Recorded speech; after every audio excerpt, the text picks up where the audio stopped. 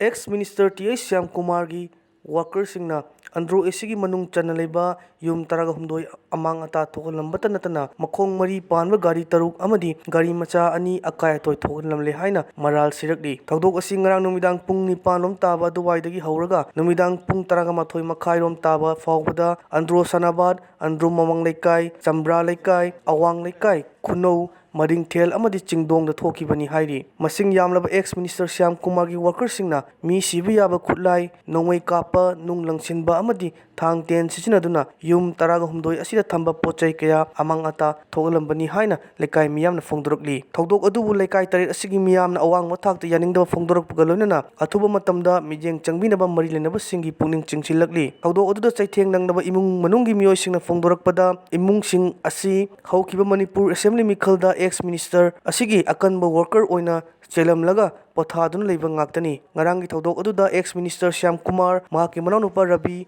Andro Ward number 11 gi councillor Lukhoi amadi Andro Municipal Council gi chairperson Sajau hakthengna yawbagi mami taki haina phongdorokli Andro Chingdongdagi Sorojini phongdorakpada Mikhal chelambagdagi pothaki haibagi damak miyoi amagi yumda thamba polam kaya amang ata thogalamba pangdabagi thawongni phanalanba leiduna sugwari sanaraga chamthoknabagi khudong chaba pidana aki akhang piriba ex minister asibu Andro miyamgi mihut ama oina nauna amuk thagatpada matik charibra haina pendam phongdokhi ex minister Syam Kumargi luting khutu kara laaga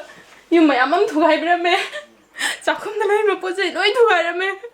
ju kau khairame moi khulai kai ka pai la ko na khoi de ki na khoi de angang ga toroga angang macha du yaw bani na khoi som da lo la lai ai thopu ju na nga udre moi thang pai re nong mai pai re mai khutu mayam ama pura la e marak sida khoi gi ex minister am yaw re minister gi manau pa Rabi yaw re ai de gunda ai di asibu miyoi bana tong na batha la hai ni da phana yaning da malai ra moina oi wari sana ba yai mi maseni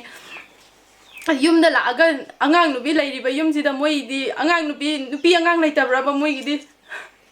moi da thodi moi kari oigedage aduna sigumba thodokse matungda thoaningde penjam pende huran ba gunda taku asigumba sibu leibaki mapi mapane na thagatpada matik chari braje ai mayam da hainingi laiba mi singdo ai masak mamingdi khara khanghawe akhang mami maming khara singi maming haizar ke khunol lakai degi anil khunol lakai degi jiban jugindro roman wemba khunol lakai dinga tani aduga maring thendegi nana sima dikhange atei myam da masakti khange adoi maming mathadi amta khangjadre akoi ge han gi ex minister oremba Syam Kumar gi mi ngak tani haibase laiba singdo khangi moina pura akoi si thugairuge ya khairuge khalaga lakhi ngakne nakala moromda Andro Maring Theldagi Chingakham Syam Banduna phongdorakpada ngarang nungthil pung 2 rom taba aduwaida ex minister Syam Kumargi workersing mahaki yumda laktuna mahaki masanupa manibu puthoroknaba aki akhang piramki ex minister sigi worker kharana COVID-19 laichat kamari lenana hangliba kem tamiyam khupna punchinba tawdanaba amadi thaknanaba aruba ising yenbinaba hairubagi damak manibu changjaraknaba khagalamki wari sanaduna taisenanaba honaringai manumidang pung 10 helakpa duwaida lekai asida leba ex minister sigi worker singna khutta khulai paiduna laklaga yumgi mapana thamba polam kaya akai atoi thogalamki bani haiki ngarang numidang athengbada chatharamkiba landa aduda yumthong 13 asigi yumgi thongnau gari water tank washing machine amadi sofa sing amang ata thogalambata natana Andro Chingdonda leiba Sorojini gi chakhum thong kaukhaiduna chakhum kada thamba television